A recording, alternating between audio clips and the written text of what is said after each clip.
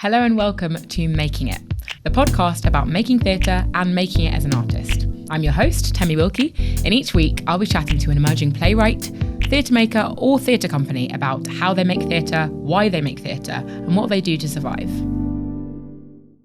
I am so gassed to welcome Yasmin Joseph to the podcast today. She is an alumna of the Soho Theatre Writers Lab and a recent member of the Theatre 5035. Her debut play, Juve, opened at Theatre 503 this year and had an incredibly successful sellout run. Like many of us, I did not book ahead and nearly missed out on seeing it, but I trekked down to Battersea to queue for returns and I'm so glad that I did. Juve follows a day in the life of three young women at Notting Hill Carnival. Yasmin has written a play that is so rich and so nuanced and sheds new light on a part of Black British culture that feels so familiar. It weaves Black spirituality through with Black resistance. It interrogates misogyny while celebrating sisterhood. And, in the shadow of the site of Grenfell, pays a really moving tribute to the tragedy in such a brave way that I'm getting a bit emotional. I just think Yasmin's amazing. And I think theatre is at its best when it moves you. And it really moved me, as you can see. It's so powerful when an audience feels really alive to theatre. And I wasn't just crying, I was like dancing in my seat, I was like laughing like raucously, and I was shouting out from the back of the theatre. So I'm so pleased to welcome you to the podcast. I'm so sorry that I got so emotional. Oh no, don't, you nearly set me off. I was trying to hold back. That's lovely. Yeah, even just like thinking about it like sets me off. So yeah, I'm just really pleased to have you. I'm so happy to be here. Thanks for writing something so beautiful. Thank you. Thank you. I mean, I could probably talk about Juve all day, but as I've said, this podcast is more about thinking about you as a writer and how you started and what your process is like. So the first question I'd like to ask you is how you got into theatre. So it started when I was really young. There was this place called WAC in Camden. I think it's still going. It is still going, Weekend Arts College. And it was like heavily subsidised arts classes. So it just meant that I could just experiment. Like I didn't have to be hooked to one particular form. So for £1 a class, if you gave up guitar after 3 weeks, my mum would be like, that's fine. Wow. You know what I mean? And it just basically meant that like we had so many opportunities that were accessible to us because of that price. Like my sister went on to like go to the Royal Academy of Dance and did ballet and jazz and contemporary and tap, all for like £1 a class. Wow. And then I did drama and I did loads of different subjects, but drama was the one that stuck. And off the back of that, I went to Anna Share, that then became the Young Actors Theatre. It was the one thing that like was always the top mark on my grade like at school. So it's just, and then I went on to study at uni, and I like used to be really interested in performing. And then by the time I got to uni, it just sucked the life out of it for me. I was like, I hate how they grade this. Can I swear, by the way? Yeah, okay, but I mean, I do a lot. Okay. You'll see, I do a lot. I don't want to now, but I just want to know. And like, I just stopped enjoying it. And then I started looking at the work we were looking at and like, can I see myself in this? I would like to see myself in this. And then it just, I did a 360 or a 180 at uni and then just became all about writing. I just, pulled back on all of my performance modules, made sure I was just burying my head in as many plays as I could. And then off the back of that, I still didn't necessarily see myself as a writer. I was doing that thing that everybody who does an arts degree does, which is like, how the hell do I get a job with this fucking degree? Like, who wants it? Do you know what I mean? Yeah. So it was like, just trying to work my way around different theatres, seeing where I fit. And then gradually, once I started to work in places that were like venues for new writing, I just became immersed in those stories and like developed a bit of a process for how I unpack text, and it then informed how I write. And then I did Soho Writers Lab, and that was like the first place I got treated as an artist, and I wrote my first play that I shared with the world, probably like 4 people. It wasn't very good, but like... Was it a short play or a It was a full-length play. Well, no, I actually got considered for Alpha Fagan. It wasn't that bad. Yes. But like, I would Long-listed. Long-listed. Yes. I would never want anyone to read it now. But like, it was like, okay, I have something that not just I care about. Like other people see something in this too. And then off the back of that, just kept going. I went to... I feel like you're like racing ahead and I want to like... all right, stop me because I just talk. I'm intrigued about like the kind of the switch from like being interested in acting to like writing, and I'm just like wondering because like about like being graded. Yeah. Like, what was the process of grading? Like, how did they decide what you're graded on, and like why did that feel like that was the kind of thing that like meant you be like, actually, I don't want to do this? Like, it was weird, man. Like, I primarily the thing that I was struggling with was that I don't know what they're looking for. There was one module, I think it was called something like Space Body Spectator, right? Ooh. Already the name of that module, I was like, I'm not sure if that's my cup of tea. Can you say it again? Space Body Spectator. I'm sure it was great, but from the outside looking in, I was like, yeah, that's not for me. I remember seeing like some of my friends in the hallway, like with bags of nuts, like pinning them on the wall and scaling the walls, and I'm like, is everything all right? And they're like, no, don't talk to me. This is an exam. And I'm like, what? Nuts. And it was they were pinning nuts, like bags of seeds and things, and they were like literally scaling the walls, right? But was this a drama exercise? I'm so confused. What do you mean? Apparently so. So this was about how they occupied space, and right? Like, you know, and literally people are like, can you fucking move? I'm trying to get to my lecture. Like, I was like, nah, and I just thought it felt disingenuous. It was like, all right, I am meant to perform the idea of performing rather than actually just feeling what I'm doing and enjoying it. And yeah, it stopped being fun. It's really interesting for you to sort of say that like acting, you lost interest in acting before you came to writing. Because I feel like, speaking personally, like I still consider myself an actor almost first, like because it's such a big part of myself. Yeah. And so for lots of people, I feel like they kind of go in tandem, or like you never wrote. Whereas for you to have been an actor and then leave it before you even called yourself a writer, I find really interesting. Yeah, I've always written. As a child, it was like something I found a lot of comfort in, because I'm someone who's prone to sometimes saying the wrong thing in the moment. I don't have the best head to mouth filter, which works in my favor sometimes, because it's just like what you see is what you get. But I loved that with writing, I could go away and perfect what I needed to say and make sure that it was really clear, and then come back and be like, you know, if I was upset as a child, I would write it down and I would show it to people and be like, this is what's happened. Can we talk about this? Like, this is how you've upset me. Yeah, so like it was always there, even before I knew how much I enjoyed performing. But interestingly, performing doesn't feel like something that's a part of me anymore. Like when I used to perform, my confidence was just different. Like I could go into uni and give like give a talk for as part of my module on something I hadn't read and just blag it. Like, and now if I have to talk to like 4 people and I'm like I find my hand shaking. It's getting better now, but yeah, performing just feels like something that I'm sure it was there. It's still there if someone tapped hard enough. Yeah, but it's just no one's tapping. No one's tapping. I ain't letting them tap.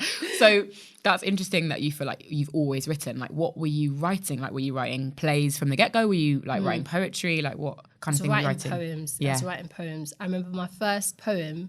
So there was this anthology they were doing in Northwest London, and it was something like Young Voices of Northwest London, and all these kids in Camden basically had to write little poems, and then a few of them got picked to get published, and I was 6 and mine got published. And I was oh my God, how old were you? I was like 6, yeah.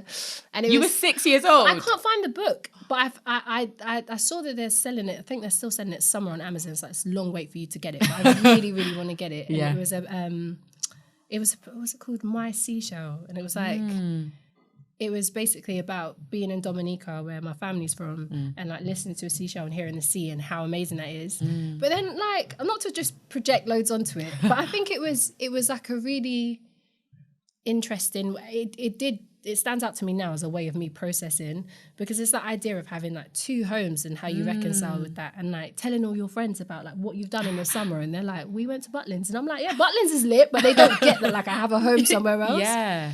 And that was my way of I don't know, just like expressing that. And my mum was always pushing me to do that, because she knew I found comfort in it. Wait, so how much did you go to Dominica, like when you're growing up? So my mum's from Dominica, Jamaica. My dad's from St. Vincent. But Dominica's where we have a family home. So like I spent a lot more time there than I did on the other islands, although I know them pretty well. Yeah. But Dominica was like summers, 8 weeks every year, like... Probably I could get the bus around Dominica on my own by the time I was like 12. Wow. And my mum used to make sure we had the authentic experience. She ain't putting on cable, because she knows that we get the American channels and we won't leave the house. Like, she made that mistake one summer. She was like, no, refuse to get a washing machine, like wash your clothes by hand, pick fruit to make your juice, like the realist experience. But I value it. Like it's like in my skin now. And did you go to the theatre much when you were growing up? Yeah, I did actually. I did. I used to go to when it was the tricycle with my dad a lot. Where did you grow up? I grew up in Camden. Okay. But I used to spend weekends with my dad. So I was with my dad every other weekend, and we had like this sort of ritual where we'd go to the tricycle and we'd watch. It used to be like, I remember we saw a lot of puppetry. And it was so cool because regardless if it was the same run, I'd still see the same show like twice in a month with him because it was just what we did. That we went to regardless of whether you've seen it before, it's like we are going to the theatre. We're going to do it. I love that. And then we'd go to the Pizza Hut on the road, then we'd pick a pastry up and we'd go home, watch a film, we'd have the pastry before we went to bed. That was just the weekend. So that's lovely. Yeah, no, that was like my first introduction to theatre. And then of course the drama that I was doing as well at home at WAC. So was your dad like really into theatre? Like why was it like that the going to the theatre was the thing that you did? Honestly, my parents are both very creative in their own ways. Like my mum's an amazing visual artist. Like she's a deputy head of a school now and she used to teach art, but she's always been big on us just having something to do that just like, I don't know, unlocking that part of our brains. And my dad was the same, but in a very different way. He's the one to kind of bring you to shows and things like that. I think actually he had a girlfriend that worked in theatre at times, so that might have been an incentive. But generally speaking, like, he just wanted me to see whatever I could. Do you know what I mean? Get the best of the world. And when you were watching those shows, like, because obviously you were finding drama in your own way as well, like with WAC. Is that what it's the abbreviation? Yeah, WAC. I thought so because I can see the logo in my mind. So you're finding it your own way, but also seeing theatre. Like, did you feel like what's a like play that stands out to you that you saw in that period of time? Like, and do you feel like it impacted you in any way? Yeah, I can't think of a play that I saw when I was that age because it was so long ago. But I remember puppetry being something that was really interesting to me because it was just, even as a child, it was just seeing how people were able to like lock you in with their hands and their voices, and then knowing that was something I could go home and do on my own too. It was just like, oh, this is like, you can take this home. This doesn't have to just exist in this room. Right. I can make this too, I suppose. Yeah. But I wasn't like some child prodigy, like this is it. Well, but there's something interesting about like you honing in on a thing that's accessible. Like, because like if later, sort of when you were at uni and thinking about drama, like it not like as a writer, it not feeling accessible. That's maybe something quite interesting there. Exactly, because like when I started going to college and uni and you go to the National and stuff and you see these big productions, I used to love being immersed in that experience. But for whatever reason, I was like, God, I couldn't do that. It just feels huge. Yeah. But there's something about the seeing drama that you can create yourself, or seeing things that you can do on your own. You're like, oh, okay, this is something I can do. But which is really interesting now because it's like that amazing thing in life where like, oh, I go to the National now and I see my friend Rebecca in a play like in 9 Out, and I'm like, these are the places that used to seem like a far away. Exactly. And now when I'm engaging in work, it's like my friends are in it. I'm like shoulder to shoulder with the artists that are like shaping the industry right now, which is mental. Yeah, it's funny. So when I started writing, because I feel like I felt a really similar way. It's like, I can't do that. Like, what? And I was in the Royal Court Writers Group, and one of the best sessions was they had somebody who wrote on The Good Immigrant.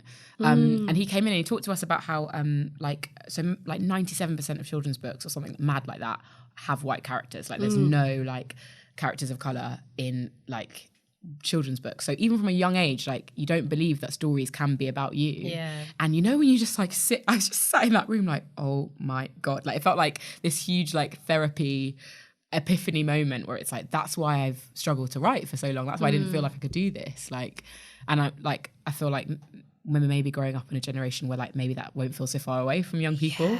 Yeah. And I think actually I was quite lucky in that my dad and my mum, like they were on it. Like if I wanted a Barbie, my dad would be like, let's find the black one. And I'm like, bro, like I want the one that my friends have got. Yeah. And he's like, no, this Toys R Us don't have it, let's go. And I'm like, And like he used to go ham for that stuff and make sure that we went to the black bookshops and whatever else. But you still do, it still is a process, particularly when you get older and you look at how work is categorized and like the work that's held to a certain esteem at school and then the work that's like, oh, we're doing this in October. And you're like, oh, okay, so where do I fit? And it is a process to be like, okay, my stories are told maybe differently to how these stories are told, but they're just as valid. Yeah. And yeah, it's a great moment when that clicks. Yeah. Because it's a release. It's like, my voice is important. Yeah, but it clicks and unclicks, isn't it? Because like, sometimes you have your days where you're like, and then sometimes, exactly. Real. You internalize that junk. Yeah. And you question yourself. I'm wondering, like, now that you've started, because you talked about Soho Writers like Lab. Can you talk a bit more about that? Like, because you were sort of saying that's the first moment where you like had that feeling of I am a writer, I am an artist. Like, what was that like? And how did you come to it as well? Soho Writers Lab came at just the right time because it was like when, I think this was the period of time I told you after graduating when no one wanted my degree. I'm telling you, like, they were like, you are not qualified enough to be a box office assistant. I'm like, bro, this is like 3 years, 30 grand. How are you telling me this? So yeah, I did this whole thing where I was applying for jobs and I had this demoralizing spreadsheet of like, no. And then I thought, okay, for every 3 normal job I get, that I get a no from, I'm going to apply for one thing that I think I might not get or one thing abroad and see what happens. So off the back of that, I did, I taught drama in South Africa for a month with a charity called Dramatic Needs. So that was like sick. And then whilst I was there, I started writing because I had the space to. It was just me on a farm with minimal Wi-Fi. And then, I applied for the Soho Writers Lab. And that came off the back of a no as well. I was like, God, right, if I can't do this, let me see if I can do that. Wow. And when I got that co-sign, I was like, well, all right, fine. Like, and it was amazing because, again, I was explaining to Jane earlier, it's a big group, so you do have that comfort of anonymity. Like I wouldn't want that now because I kind of know what I want from theatre, so I'd need more direct communication. I need that level of attention. But I liked being able to kind of sink into a room and like perk up when I wanted to, and having that support as well. Like I worked with Sarah Dickinson and like she had the best, most loving approach to I'm guessing everybody's work because she's just a lovely lady, but like even the seeds of ideas, she had a way of honouring you wherever you were at in the process. Like, okay, cool, this is what you've created, great. How do we refine this idea? I'm guessing you want to do this. Is this what you want to do? How do we get you there? And it made me realise that people aren't just there to rip stuff to shreds and say it's shit. Do you know what I mean? They want you to, there are great people who believe in your stories and want to push you to get where you want to go. Yeah, I feel like dramaturgs are like unsung heroes. They're of amazing, theatre. man. They are my everything. Yeah. I like as soon as I started writing, I discovered them. I'm like, everyone needs to shout about dramaturgs. Like, they're and the best. people that have dramaturgical eyes that aren't necessarily dramaturgs as well. There are so many people with like that just have that way of like keeping you on point and just like sharpening the narrative that you're trying to portray. Because it's so hard. It's like both encouraging someone when they're at their most vulnerable, but also like directing them and like adjusting and just trying to like hone exactly what they want. It's such an unselfish role. And it's like helping people to best serve their vision. Yeah. And to make sure that their world is as authentic and lovely and just, No, I love that. I love that. I think they're amazing. Yeah. Great. I just want to say, just now you mentioned Jane, just for our listeners. Jane is our producer. So that's who Yasmin was referencing. Cool. So you're doing Soho Writers Lab, and then how long is that? How long does that run for? I can't remember, I feel like it was, I was saying it's probably the best part of a year. Yeah, like 9 months. And then at the same time of doing Soho Writers Lab, I was doing a resident assistant producing scheme at Theatre 503, which was sick. But again, it was a part of that process because, like I said, whilst I was on Soho Writers Lab, there were a solid 60 of us, so I could just like sink back and And when I was at Theatre 503, I didn't tell anyone I was a writer until my last day. And Steve, the literary manager, was like, "What is your problem? What? Like, why have you done that?" But it was amazing because it's just it's the home of new writing in this country. So like just all the reading I got to do, all of the rooms I got to be in, it was invaluable. But then I think off the back of that, it was so nice to come back in as a writer when I came back and did the 5035. What was the gap? Like how long? So the gap was after I finished the 5035 residency, I did an internship at New York at the New York Theatre Workshop. So I was their engagement intern, and it was basically just like outreach, like all of their kind of audience development, post-show stuff. So you moved to New York. Yeah, I moved to New York. You know, you're like, let's just take a little pause. That's quite big. Like I went to New York, a whole New York. For how long? A whole New York for just under a year. Wow. Actually, yeah. And so you were working. It was real. Yeah. It was real. How so?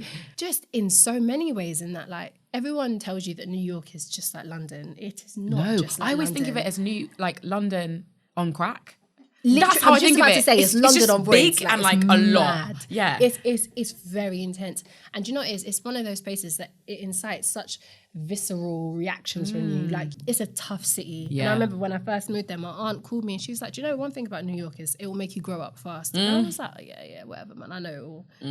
Bruv, like, no truer words were spoken. Like, it is real. Yeah. But that aside, New York Theatre Workshop was just incredible because I don't know, they just have this wacky approach to theatre. They're like, all right, cool. What is a play? What is theatre? What can it do? Let's blow that up. And if you were to compare like New York Theatre Workshop to like a similar institution in London, like what is it kind of like to people who don't know it? Someone else asked me this question. I would. It's got like this young Vickish vibe about it, in that it has work that's considered groundbreaking, but also that kind of glossy sort of commercial quality to it, where it's like a high production value and all of that jazz. Nice, that's super clear. Yeah. But then equally, some of the stuff they program, it's like they take risks in ways that I don't see a lot of theatres here do. Maybe that's not so fair, but yeah, I don't know. For who I understand their audience to be, they program plays knowing that their core audience will hate it. Wow. And I'm like, okay, that's gutsy. Yeah. Yeah, so that's an interesting, that was a really interesting time. And they had this thing as well where they do this thing called Mondays at 3. So it was like a series of readings they do like every week, a new play. And then they do the Liz Lerman critical response process, which is basically they unpack the play in using this methodology. What is the methodology? Oh God, I'm the worst person to...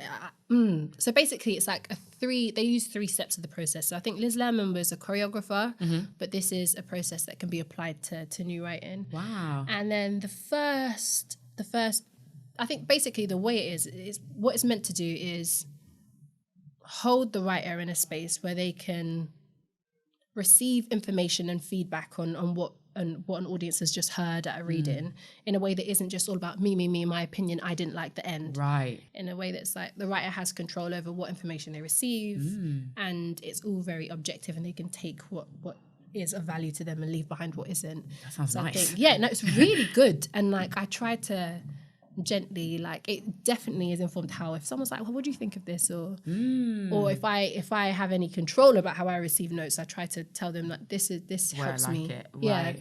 So basically I think you start off with a statement of meaning. So if this play was to change dramatically tomorrow, what would need to stay? What did you love so much and what was like so? And that's really good because you can watch something that you don't enjoy necessarily, but you're forced to find something positive, and then it just changes how you then approach the play for the rest of the conversation. And then I think the next step, God, it's a bit rough at the moment in my mind. The next step, you can ask questions about the play. I think the writer asks questions. I don't know. Either way, and then there's a bit where the audience are invited to ask questions about the play, and you have to shape the questions in a way, not like, why did you wear that ugly green hat? Has to be, talk to me about the use of green. Like, And the writer can either choose to answer or leave it alone.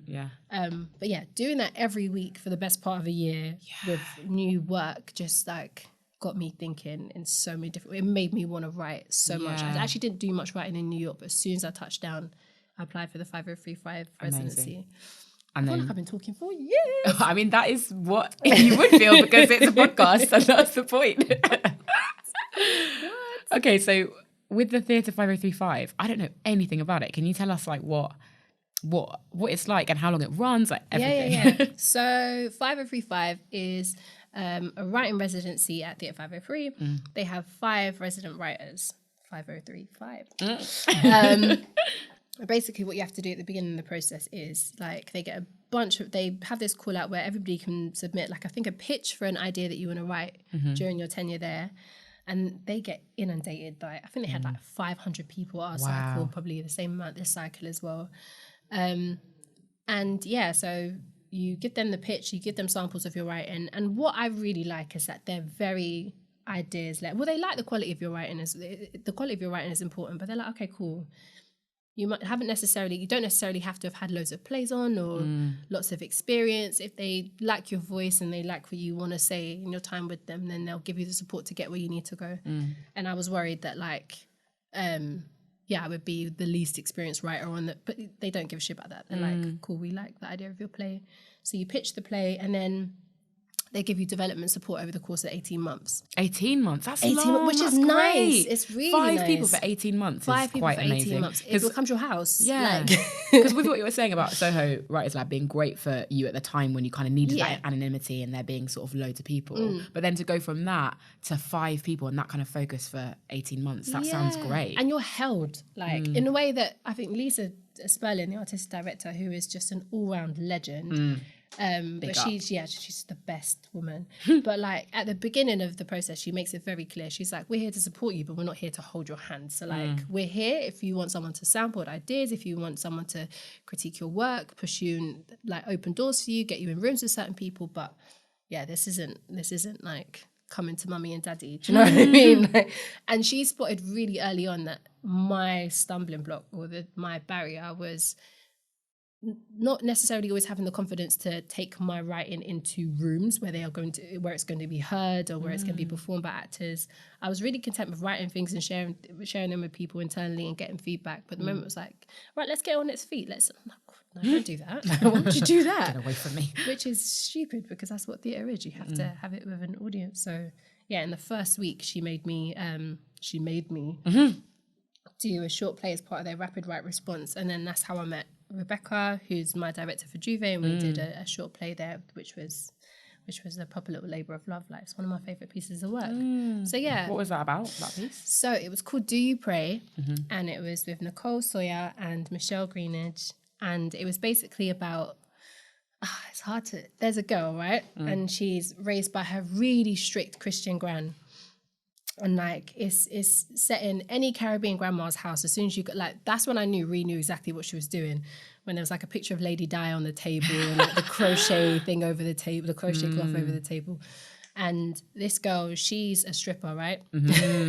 And she's been ostracized from her family because of her line of work. Right. And she's just basically commented, she's missed her gran and her gran has missed her. But it's about strained love in families and differing perspectives of womanhood and what needs to be brought forward and what needs to be left behind. And yeah, they're just read that. I love it, man. And I think more than anything else, it's just, at the core of it, it's just those really difficult conversations you have with the people you love. Yeah. Where it's like, I love you, but I do not get you. I don't understand you. Yeah. And I feel like Ree captured it really well. Like so many great things came off the back of that project. And I think it was just because like we all poured so much love into it. So it was nice. We did it at 503 and then with Little Pieces of Gold. I think it might be helpful for listeners just to explain a bit about what rapid write response is.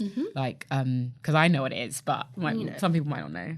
Rapid write response is you go and watch a play. So it's usually a full length play at 503. And then in the first week of previews, writers are invited to come and watch it and then write a 10-minute response to what they've seen. So it can draw from it in a way that's really clear, or it can literally use one moment as a stimulus and completely blow it up and do something that is really far removed from what they've seen. And then within Theatre 5035, is that how Juve sort of came to be? Yeah, so I pitched, Juve was the play that I pitched at the beginning, and that's how I kind of got into the residency. So yeah, that you give them all of your samples of work you've done before, and then you say, this is what I want to write whilst I'm with you. And they were just really excited about a play taking place in Carnival, and like, aren't we all? As soon as I saw it, I was like, get me in. Yeah, like what you can do with that. And more than anything, they were like, how are you going to do this? I was like, I don't know. They're like, cool, let's see. So yeah. And then I was with 4 other writers who were amazing. Ross Willis. Yes. Did Wolfie, which was fucking amazing. Yeah. Chris Hogg, Aisha Zia, Mahad Ali as well. So yeah, and what was interesting, we all had really different plays and ways of thinking, but it was, everybody had a really useful insight on each other's work. And we just got to know each other and our work so well that outside of 503, like, we had a little support network as well. I think that's so important, because like the writers group at the Royal Court, I just found like it was so useful having somebody teach us and talk to us about plays and structures and stuff, but more than anything, it was so helpful having other writers to talk to. I think that's part of the reason why I've started the podcast, because I just love talking to writers. I feel like it's about like creating that support network and figure out how other people work. Because it can be really a lonely process as well. Exactly. Another thing that was useful as well as part of the residency, I should have mentioned, is that we have different artists come in every month. So we got to speak to some sick people. Like, we had Alice Birch, like John Britton, oh my God, Debbie Tucker-Green. Although I'm not supposed to, I can't actually talk we got allowed. All but hail. like, yeah, so many like sick people come in and talk to us about their work in a really approachable and just like, yeah, cool, ask me anything, even if it feels stupid kind of way. That's amazing. Which was really wicked. And you talked about, like, you briefly mentioned your process. Like, obviously, it's just interesting speaking to people who are kind of at the beginning of their writing careers. Like, and I'm in a similar position. Like, do you have words to describe like what your process is like how you write? It's so interesting because I feel like my process is really dictated by what I am writing. So for instance, Juve was like listening to soca, making sure that the last time I went to Carnival I was playing mass, like talking to all my friends that do the soca circuit all around the world, and like starting with that. Also, particularly with Juve, I knew who the characters were before I really knew what the story looked like. That's so so interesting. For a while, they were just chatting. Yeah. And then it's like, in my feedback meetings, they were like, yeah, lovely, Yasmin, great conversation here. Where's it going? But I needed to get that out before I could get to that place and then like find the structure and the spine that was going to take you through the story. Right. But I think what I've learned from Juve is that a big part of my process is getting a director in the room, because they just approach writing with urgency because they want it on its feet. They want to stage it, like, and I think by the time me and Reese started working more closely through R&D, through rehearsals, like that was when the script just moved on like a lightning speed. She was drawing it from me. Like, you sort of wrote a draft and then did you have an R&D like period time research and development for people who maybe are new to it? Good, no, because you can't be using wanky theatre acronyms and like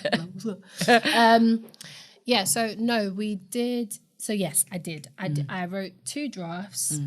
My first draft got trashed by Steve. He was like, I literally, like, after that meeting, I went and sat in the little Thai place across the road from Theatre 503. Those people have seen me, like, go through the motions. I'm either going in there, like, or I'm just sitting there in the corner crying into my pad thai, like, so crying bad. into your pad thai. He was just like, Yasmin, like, what is this? And he was right. It was weak. But, yeah, and then my next draft was better. Lisa had led R&D like a couple of weeks of R&D. It was like a couple of half days split across a couple of weeks at Aura Drama School. Cool. And then so I did 2 rounds of that. 1 round with Lisa, and Lisa's got a really, really thorough process of just like interrogating every line, and it's like it was really useful. Then we did another round with Ree directing it, leading the R&D at Aura as well. For people who don't know, that's Rebecca Morel. Rebecca Morel. And I think, but what I will say, I'll speak quite candidly about it. Like Aura was amazing, the students were amazing, but culturally, I hit a wall as to what I could achieve in that R&D. And I think it was really useful actually because lots of the young people had never been to, and lots of them, I'm calling them young people, they're not that much younger than me, but lots of them had never been to Carnival before. There was a predominantly white schools, a predominantly white cohort that we were working with. So it got me thinking about the level of knowledge that people or like experience of Carnival that people will come into the play with. I can't take for granted that you're going to know what this is. So a lot of those sessions was back to basics. Oh, what does this mean? What's a wine? What's a this? What's a that? What's a wine? But it was like, raw, like to me, that's hope. But then actually knowing that someone will walk into that play and ask that question, and it got me thinking in a really useful way about, what I can reconcile with. Like, what do I need to explain to make sure it's universally accessible? And what do I not want to over-explain because the people who know this will know it. And like, I'm not from Shakespeare's time or ends, do you know what I mean? But I understand human truth in it. So like, not everything needs to be fed to you. So that was a really useful process. And that's a really interesting point, like mentioning Shakespeare. It's like, not everybody coming to Shakespeare knows every single bit of lingo, but actually lots of people do get it. Like, I mean, it depends on your theatre going culture or whatever. But like, that is so true of like figuring out what I need to explain and what actually I'm just going to take for granted that like, if I use it in the right context, people will just get. And like, if they don't get it, also being fine with that. Because you will get something, like, not everything in a piece of work is always going to be catered to your experience or your or your knowledge or whatever else, but you'll find something. Every play should have a heart or a gut or something that everybody gets. Do you know what I mean? But because otherwise you get to that place where it's like, by you for someone else. And I'm like trying to feed you something when really I know who this play is. I know who this play's for. I know who it's for. I want everyone to experience it, but I know the levels it plays on. Do you know what I mean? And who is it for then? Exactly. So after that R&D, it was really useful in many ways, but I got to a point where I was like, actually, I need actors from like Caribbean background. See, it's all coming out. Love it. Caribbean backgrounds, like avid carnival goers, people that just know this world because that's what's going to take it to the next level. And I work with my friend Tanya Chuku, who does like, why am I butchering Tan's name on a big podcast? She's gonna cuss me. But she's not from the Caribbean, but she's like a big carnival goer, and work with a number of different actors as well. And then that was just really, really useful. And then I got notes from somebody who didn't like the play very much, and that was transformative actually, because it hurt me.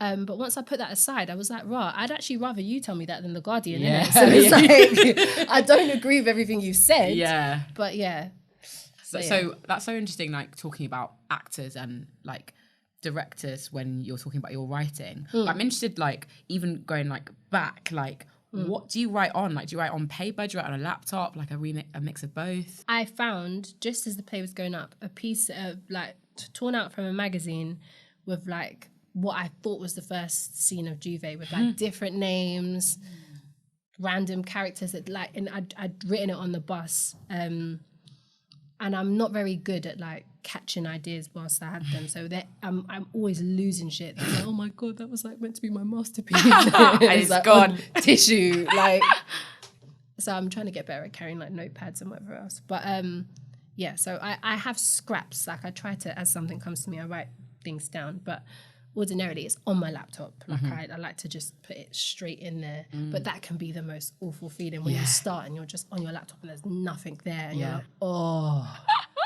But once it starts flowing, like it does. So laptop is usually for me. But I do write bits down and I do like to see things around so you stick stuff up on your wall?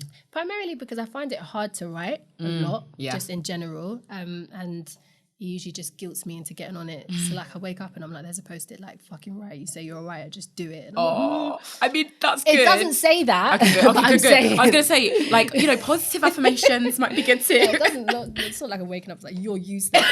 No, it's like little things that I've written about what I'm writing. It's on the wall, and then that's what it makes me feel. It's like, God, all right, fine, let me just do an hour. Yeah.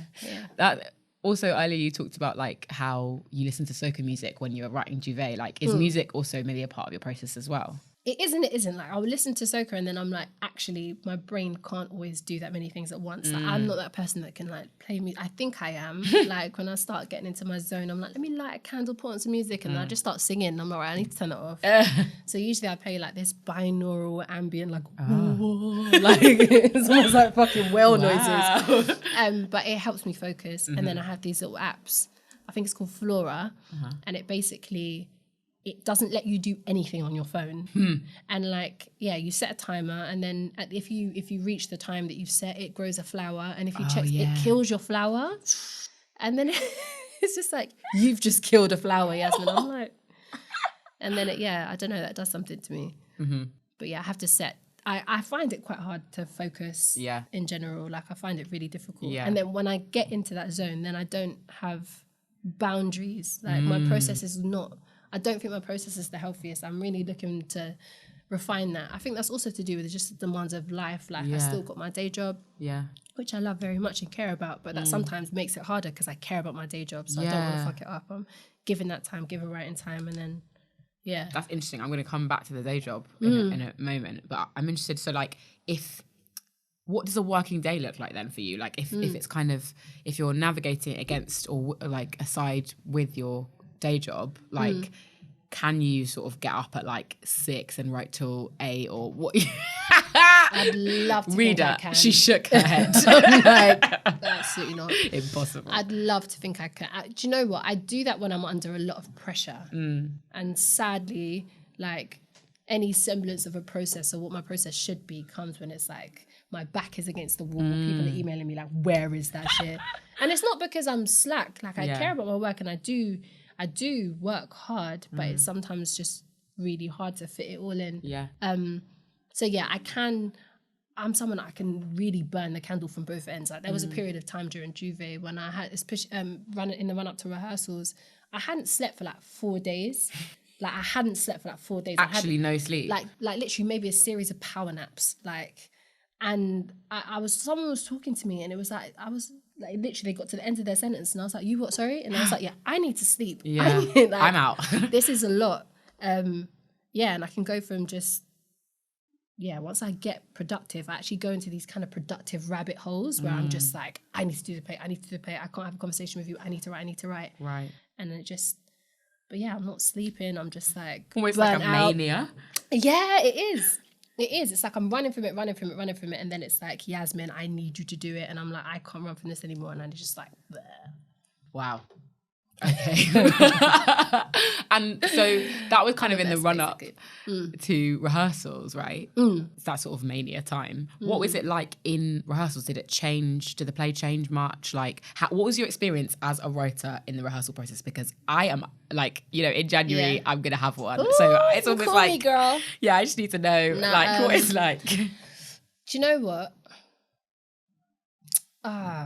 So it's worth saying, disclaimer, like a part of why my process was so erratic, particularly for this play, was because just this play had mental demands surrounding it, in that we had a really quick funding turnaround. We had a really quick turnaround in general, and just the whole process, if I had this luxurious, this is being programmed in 2020, it wouldn't be like that. Yeah. But we were killing ourselves because the situation kind of required that in a sense. It shouldn't, but it did. We had to just condense a lot of stuff that needed to be done into a couple of months.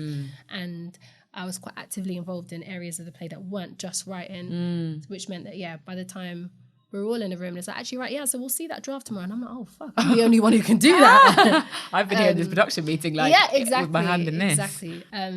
But, yes, that's a lesson learned. But, during the rehearsal process, I don't know, rehearsal process, it can be really fun.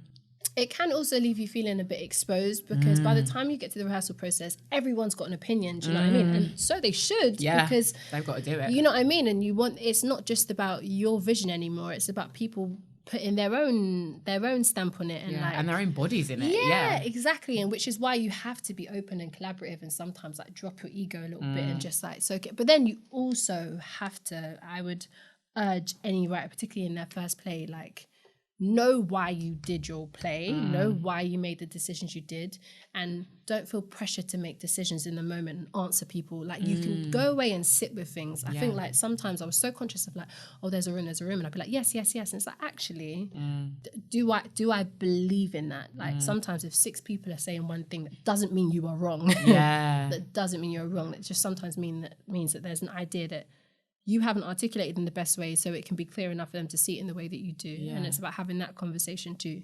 It's like not losing your voice in the rehearsal room is a very hard thing to do. Do you think of yourself as an extrovert or an introvert? Outwardly, I probably project extrovert energy. Yeah. But I have introvert tendencies. I feel like everybody's a mix. But I asked the question because I think it's really interesting.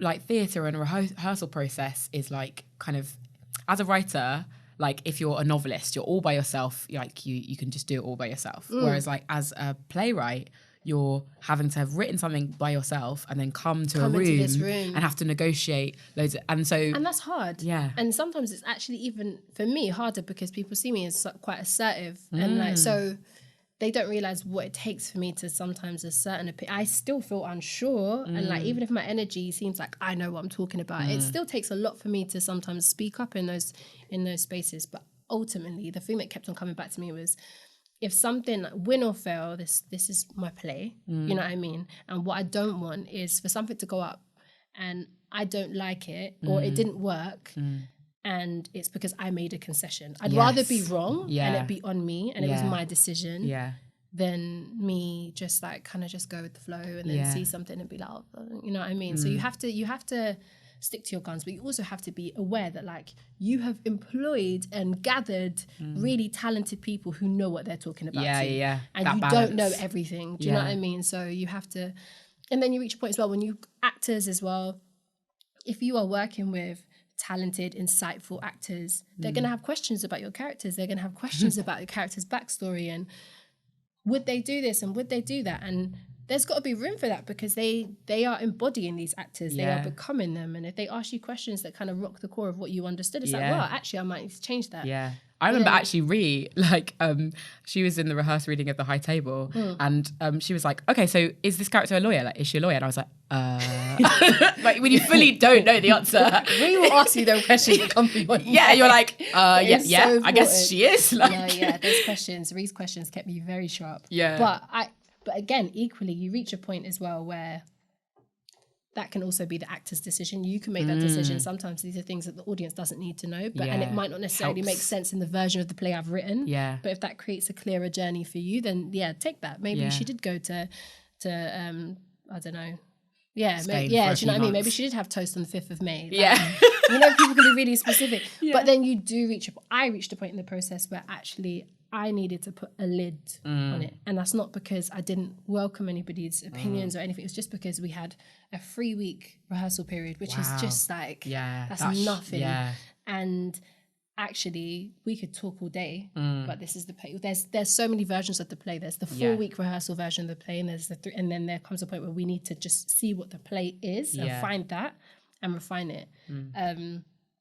So it was like no diss to anyone, but it was like cool, like. You reach a point. So also just having that nice little safety net where you're like, all right, could you pass notes over to Ree? And then Ree will give them because you don't want to be in a room and it's like bombarded. Yeah.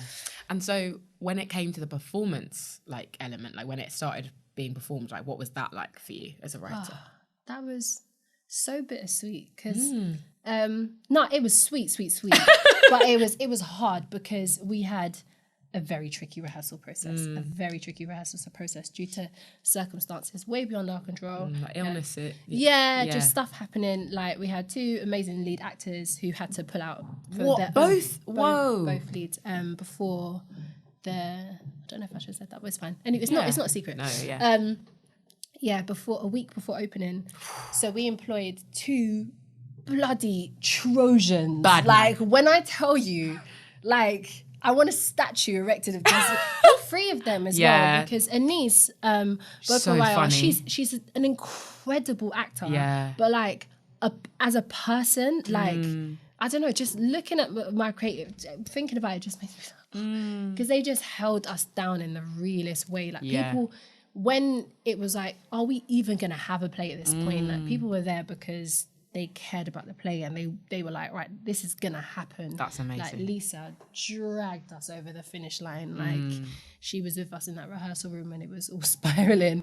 So it was really tricky. By the time we got the new actors on board, previews is a period of time where writers usually get to refine and tweak, and I just didn't have that because it wasn't fair on the actors who've only had a week with the text to be like switching scenes and all of that shit. So you just have to kind of go with it. So I think previews for me was bittersweet in that there were things I wanted to change. I was like, oh God, I wish I could tweak that. But and for you, when you're going to publish it as well, like that must have been so difficult. That was like, so annoying. It's not just what the audience will see, it's what will stand as a testament to other people. I'm so excited we're going to do a reprint because great. Because the version I've got out, which is sold really well, which is also makes Like, it's not the version that was on. Yeah. But it's still cool. And I'm like super excited that people have read it point blank. But yeah, but the sweet thing was actually learning that I'd wrote something that was robust, like it stood. Do you know what I mean? Like, not only had I written something, but I affirmed that my director was the right director for like, it just meant that even if everything else went to shit, the lights were off, whatever else, people heard the words, they laughed, they felt it, and it was like, okay, cool. It wasn't the easiest process, but it sustained all of the external stuff that happened. And so you talked a bit earlier about your day job. Like, what is that? And like, how do you make a life? Because, you know, people look at you and they're like, wow, Yasmin Joseph smashed it with that play. And I feel like what often happens is people perceive that they must just be a playwright, like, for a living. Yeah, no, guys, listen, we're all still broke. I am a producer for an arts charity, and it's wicked because, like, I love what I do. I have recently made the transition. So I used to work in at the Unicorn Theatre, and I moved to this job because there's just a lot more flexibility. Like, I get to work from home a lot. I go out to different like projects and go and visit them. So I'm always running around, and my brain actually functions a lot better like that when I'm not just sat in one place. But the biggest incentive for moving to this job is it's a 4-day week. Right. So in theory, it's like my 5th day is my writing day. Right. Does it happen? It's hard sometimes. Yeah. Or that day just becomes like meetings, which is also good, but it's not writing. Do you know what I mean? And then, but I mean, it's easier than a 5-day week. Do you know what I mean? Yeah, of course. And it's then part of the gradual transition of making writing my. But it's a juggling act because, again, if it was a job that I didn't care about and I was just going in and kind of like punching numbers and going home, then it would make life a lot easier. Yeah. But if I slack on my day job, then a project for children who really need it messes up, and I can't do that. So wow. Yeah. And I think but it's so interesting what you just said about how it kind of complements what you do as well. Like, because I think often you think about a day job taking from your writing or taking from your other creative projects, but for it to like work alongside it and for you to be passionate about it as well is a really great thing. Yeah, no, I do feel like that. And I think what's really nice as well, I'm really enjoying now that I'm in a different stage of my writing, not working in a theatre anymore, having that clear separation when I walk into a building. Yeah. And also having that clear separation in my brain as well. Like, okay, this is, because it starts to suck the life out of it for you a little. It did for me anyway. Like, because you need like life in order to give life to your plays. Whereas if you're working in theatre all the time, and you're pouring yourself into other people's work in a way that you really care, but then you find you have creatively, I had very little left for myself. So yeah, I'm enjoying that. Amazing. And so, I mean, obviously Juve was like such a success. Like, it was so hard to get a ticket. I'm so glad I did. Like, but I'm wondering like what success looks like for you. It's kind of a funny word, but like if you were to imagine yourself in 5 years time, 10 years time, like what would success look like for you? Okay, very good question. I think definitely the play taught me a lot about how I measure success, particularly like reviews and all of that. That's a really weird process. And like, I don't know, going from I don't care what you say to being like, oh my God, please love me. It's just like, but I think the ultimate success was, for me, being in audiences comprised nearly solely of Black Caribbean people shouting back to the songs, finishing the lines, coming out afterwards and telling me, I've never seen my flag on stage before. I've never seen this, I've never seen that.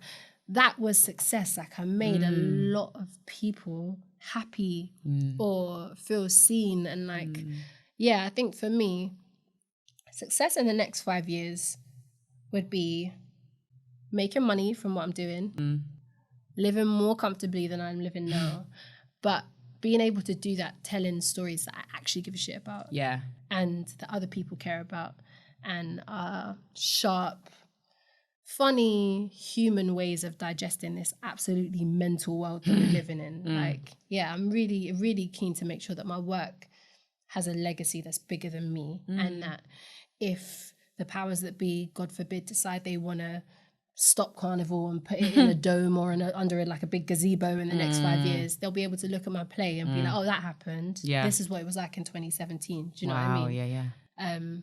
yeah, man. So that's where I'm at. I really The sort of integrity of your legacy, I guess. Yeah, I wanna, and I'm sure there'll be the day when like, oh god, I've got a couple bills to pay, and someone's like, do you want to write this shitty TV show? I'm like, yeah, fuck it. Okay, Like, as cool, long as yeah. I'm like the last build and no one knows I'm involved. But ultimately, yeah, I want the core of my work to be like, okay, she has stuff to say, and she has stuff to say about stuff that matters. My final question, which is like kind of broad and open-ended, but I'm interested in like what inspires you and like what you're excited about doing in the future, like what you're excited about making. I am infinitely inspired by my family and the people around me. Like I always say that I come from a family of storytellers. Like it's just a very Caribbean thing that like, I always say, like, my mum walks down the road and she comes back and tells you about her journey. She's going to tell you about the weather. She's going to do the accent of the person that served her. She's going to hype up how she acted when the person didn't give her the right change. Like, that's just, and it's just a big part of where I'm from and how we pass stories down and stuff like that. So I find that, like, I spend a lot of time listening. Like, my friends are raucous, like, wild, disrespectful, amazing, ambitious. Like, I'm surrounded by people who are just full of life, full of experiences. I just soak in wherever I go. So yeah, travel, people, and I don't know. Those are the main things that like kind of they give me life. Like I find that sometimes if I'm locked away writing for too long and I'm not living, then I have nothing to write about. So That's it's really beautiful. good to put my shit, like just close my laptop and just like get on with it for a fortnight and not feel bad and just like live my life. And then I'll come back and I'm like, oh, that happened, and it informs what you do. But that's so magic to say, like, if someone's like, what inspires you? And your answer is life, people, like the people that you love. Like, that's a really amazing. It feels a bit wishy-washy, but like it's genuinely true. But it's true and real. Yeah, and I can't remember the other part of your question. You asked me something. Basically, like, what you're excited about writing in the future. What I'm excited about writing in the future. I'm excited about doing some screen stuff at some point. I'd love to see what that's like.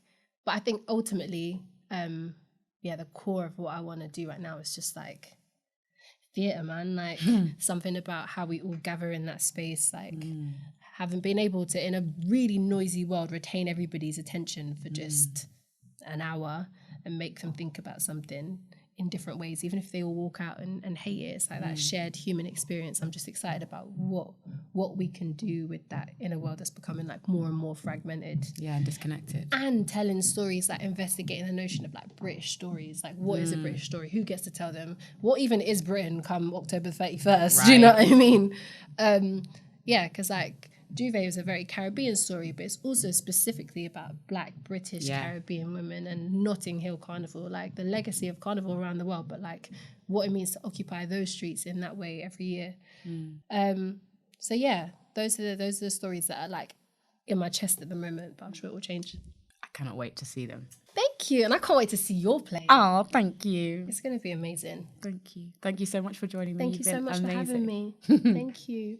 Thanks so much for listening to Making It. If you'd like to hear more, make sure to subscribe and leave us a cheeky 5-star review. You can also follow me on Twitter @WilkeyWay, and you can book to see my debut play, The High Table, which will be on at the Bush Theatre in Shepherd's Bush from February the 8th. Making It is produced by Jane Ryan, edited and scored by Kasra Firouzyar, photography by Jess Ravel, artwork by Theo Banner, and hosted by me, Temi Wilkey. The podcast is supported by the Bush Theatre and London Playwrights, and is a proud member of the OneFinePlay network.